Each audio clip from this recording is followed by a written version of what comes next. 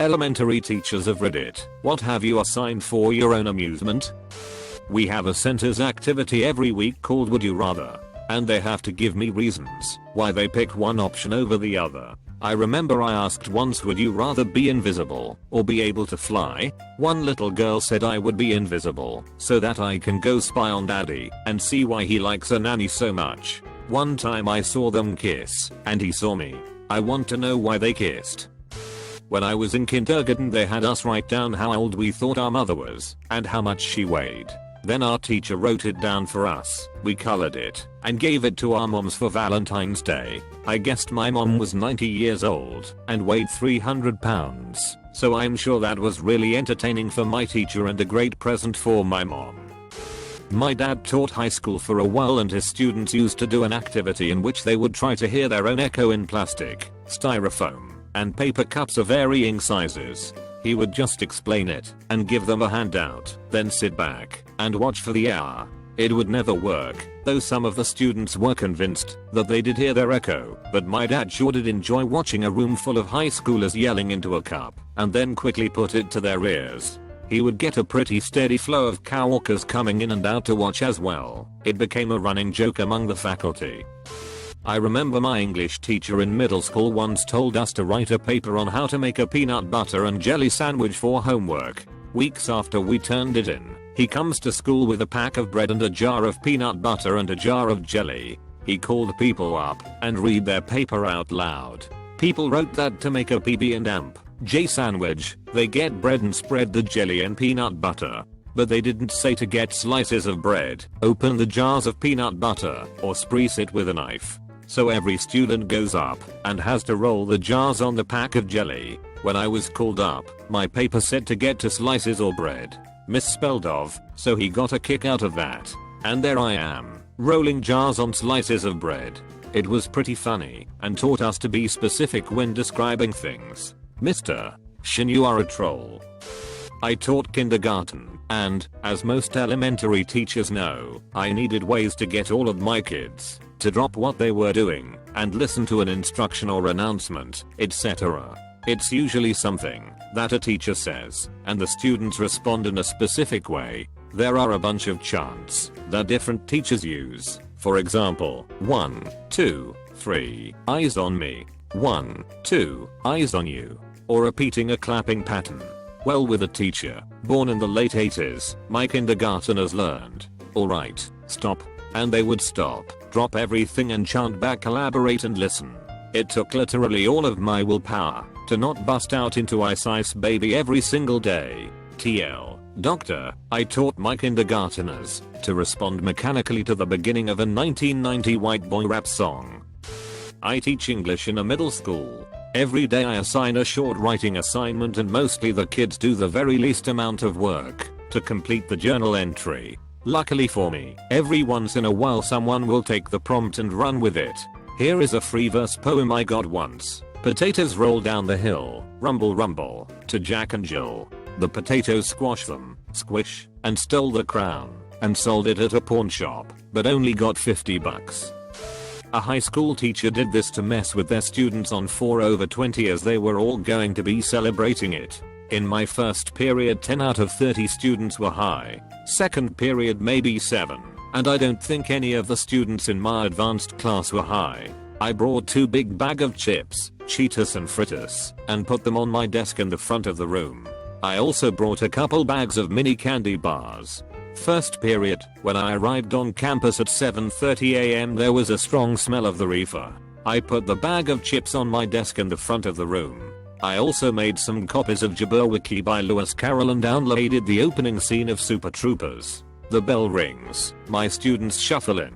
I'm fairly certain that 10 of the students were feeling the reefer love. The second bell rings, and I don't start class right away as I usually do.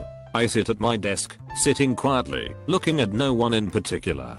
One of my happy students raises his hand and asks who the chips and candy are for. I say, they are my snacks. If you're hungry, I might share them with you. It depends. The class laughs. He insists that he is not hungry, just curious. Then I start class. Standardized test prep, crazy fun. I'm not getting a lot of participation, so I offer up the candy as a reward for correct answers. My students, particularly my happy students, start participating. Candy is a good participation motivator. In the middle of the lesson, I pass out Jabberwocky and we read it. All of my students found it trippy because it is trippy, high or not. Then we watch the opening scene of Super Troopers. They found it hilarious. Some of my happy students weren't really laughing. I wasn't sure it made them nervous until I started the next activity. I had my students write poems about the scene from Super Troopers imitating the style of Jabberwocky. It ended up being a really fun, constructive activity. Exploring alternative forms of poetry is always fun. I had 5 of my happy students share. Most of the poems were just gibberish. Topics ranged from strawberry fields. I was kinda proud of this. To BMX biking the Milky Way, and one trying to convince his parents he wasn't hungry. Haha. This sharing time ended with more candy giving, and lots of laughs. We did some more test prep, and then the bell rings. 2 of my happy students give me high fives on the way out. They totally knew what I was doing. Second and third period, did the same thing. Had less high students and word had gotten around about my chips, candy and weird ass poem. More laughs and students acknowledging my scheming ways. Third period is my advanced class, so none of them were high, and by then all of them had heard what was going on. We ended up having a pretty good discussion about legalizing drugs. Ron Paul even came up, which ensued a debate about presidential candidates. They got to eat the chips and the rest of the candy. Overall, it was a fun and educational day. Wish I could have done more, but I love teaching, and I'm pretty awesome at it. Not a teacher, but I remember this from elementary school. The teacher assigned us something to teach us to ready all directions first, before we start something. But she didn't tell us that. The paper has like 30 steps and it's asking us to do small things. Write your name, draw a house, color the house red, draw a person, etc. But then at the last step it tells us we should have just written our name, and not do what the other steps said to do. Only 2 kids managed to read all the directions and just write their name. They got 3 fucking stickers in their chart. Not fair. I teach 4th grade and we learn about taxation without representation. I used to do an activity where every student brought in 100 pennies. Over the course of a few days, students would have to pay taxes on things like using the pencil sharpener, worksheets, using the door, etc. After a few days, I would have a good amount of money in the tax jar on my desk. Well, I would empty it and then bring in donuts for myself and the other grade 4 teachers. We would all stand in the hallway in the morning eating the donuts and telling the 4th graders how tasty they were and sarcastically thank them for the donuts that were paid for with their taxes. So, of course, the students would get really peeved. They would then write their Declaration of Independence from the 4th grade. We would then celebrate their new freedom with a pizza party at lunch, which is where the money would actually be used. I don't do this activity anymore because I had some parents that are too stupid to figure out they chipped in $1 toward a pizza party for the class that I then put in about $20 in to pay for. They went to the school board accusing me of stealing from students and demanded I be fired. So, don't do that one now, but I sure miss those donuts. I get them to dance. My K5 art classes can earn a bubble gum and dance party if they showed exceptional behavior that month. They police each other all month to win those 15 minutes of dancing. You all have not lived until you have seen 6-year-olds dancing to Gangnam Style, flailing their bodies around like beached squid, writhing on the floor break dancing. You have not lived. Not me. This was my 5th grade teacher. We were given 10 locations spread across the United States. Average cost of lodging for a night. Base cost for gas per mile. The task was to find the most efficient way for him to visit all 10 of his family members using the least amount of money. I thought the question was fun. Now looking back on it, realizing he was using us to do all the boring parts of a trip. This was before Google Maps and MapQuest was around. He gave us the option to pack up to 3 days worth of food and drive between 12 hours a day with 2 months to make the trip. I teach at elementary in Japan, and half my job is also teaching about the various cultures of the world.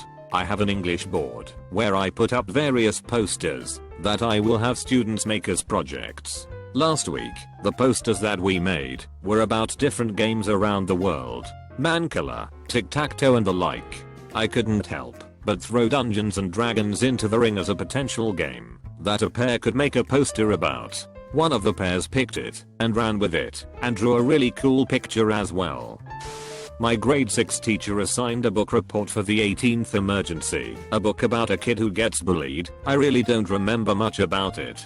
What he didn't tell us, however, was that he thought the entire contents of the book were drivel, hence not remembering much. He read aloud excerpts of people's book reports praising the book and counted the points brought up with direct examples in the book. It was the first book report we had in his class and he gave us specific directions that for our next book report, in order to get a passing mark we have to give our honest opinions on the book's contents. Might sound a little harsh for 6th grade, but I feel like it was a slap in the face that we needed for critical thinking, myself included. I teach 1st grade. No matter what I assign, I get the funniest answers. This one kiddo wrote a 10-page story about frogs. Although, every time he spelled frogs, he wrote fags. Fags can jump. Fags like flies. Yeah, you can imagine. I'm grading some papers now of sentences written with spelling words. Here are some fun ones. My bus driver won't let us move our seat. I keep my money in our ATM. Teacher, are you nice today? These balls are green, these peplo are crazy, and all the ways they spelled the word awesome equals the same. Awesome, awesome, awesome. I could go on and on. A girl wouldn't stop talking about the brand of hair coloring she liked that was so much better than every other brand. For her punishment I made her give a presentation about the active ingredients of this hair coloring in several different brands. This was chemistry, so it worked. Turns out they all had the same active ingredient at the same concentration. Hopefully she learned both a lesson about paying attention and about saving money. In my 2-year tech school, one of our first assignments for a class of about a dozen was this. Every odd person writes on their stack of papers what they want the person to their right to draw. Every even person drew a little picture. You then pass your papers to the right. For the pictures, you had to guess what was drawn. If you got writing, you had to draw that.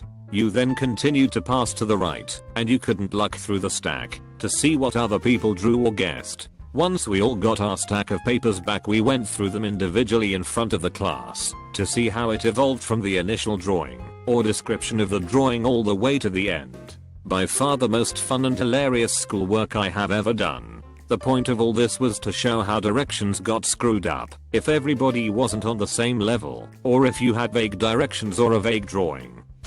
I teach Taekwondo to elementary age children, and I love giving them really hard warm-ups in classes when they are being pains in the ass. Even better, every teacher's dream, when a child is rude, disrespectful, or just plain bad, I can give them physical punishments, and it's encouraged by parents. You want to backtalk me? That's 20 push-ups, and the correct answer is yes ma'am. In 5th grade, on April Fool's, our social studies tests were due to be handed back that day. My teacher told us that most of us did very well, although 2 students did receive an F. She reminded us, as usual, that the sharing of grades was prohibited. What we did not know was that she had photocopied all of our tests and failed every single one of them. No one would tell each other what he/she got because he/she was so ashamed. We found out a solid 10 to 20 minutes later. I live in the Pacific Northwest. Every year or so I do a life cycle unit on slugs. Yes, my students have to find a slug and set up an environment for it. They keep them at school on their desks, and they have to do research. Eventually someone will ask, how do you tell if it is a girl slug or boy slug? I tell them to do some research. That spawns all kinds of discussions. We top the week off with slug races and the winner gets a trophy. Of course they have to train the slugs to race. My training and experience was as a high school teacher. After college, I substitute taught for a while. My very first day of subbing was in a 1st and 2nd grade special ed classroom. I'm not sure what all the regular teacher did, but I managed to burn through her day's worth of lesson plans in the first 2 hours, so I had to start inventing stuff. She had a large supply of baby puzzles, most of which didn't even require putting puzzle pieces together, but just putting them in the holes that fit. Even these kids were too smart for this, so we had to make it more interesting. Each kid got a puzzle and mixed their pieces together on the table face down. With 8 or 9 kids sitting around the same table, it was quite a pile of puzzle pieces. When I told them to start, the first kid to assemble their puzzles won. The coolest part was, they didn't stop once they won. They helped the kid next to them, so they wouldn't be last. I burned another hour just with that game. A few weeks later I subbed in the same building, and the teacher I had subbed for told me that the kids loved the new game. She said she got really upset when she saw the kids mixing puzzle pieces, but when she watched what they were doing, she was thrilled. There was a teacher in my school who used to do an activity to sprout lima beans every year. She kept a bag of lima beans in her desk for a day when she really needed quiet, then she'd introduce the activity as, "Today we are going to sprout lima beans. It's going to be hard, but if we do it right, by the end of the day you're going to have a tiny plant to take home. Lima beans need a warm, dark, moist environment, so we are going to hold them in our mouths until they sprout." Then she'd remind them all day about how opening their mouths might let in too much light. The kids would sit and work quietly all day with the beans soaking in their spit, wrap them tightly in a wet paper towel for lunch and recess, and then pop them back in their mouths until the end of the day. At the end of the day, when nobody had a sprouted plant, she'd act confused and read the bag and declare that maybe she bought the wrong sort of beans. I teach middle school science, and every year I do a lesson where my students make models of ionic and covalent bonds using gumdrops. I hype it up the whole week saying how they'll get to do a lab using candy and how they get to eat it at the end. Even though they are 8th graders, they eat that shit up. Anyways, what I don't tell them is that, since I'm cheap and don't feel like buying gumdrops, I go to the local Giant and buy what is advertised as spice drops. They all basically taste like either cinnamon or mint, but not in a good way at all. That feeling of after the first kid gets all the way through his lab, all excited because he finally gets to eat the candy, and takes the first bite, and then spits it out in disgust, that is what makes teaching work.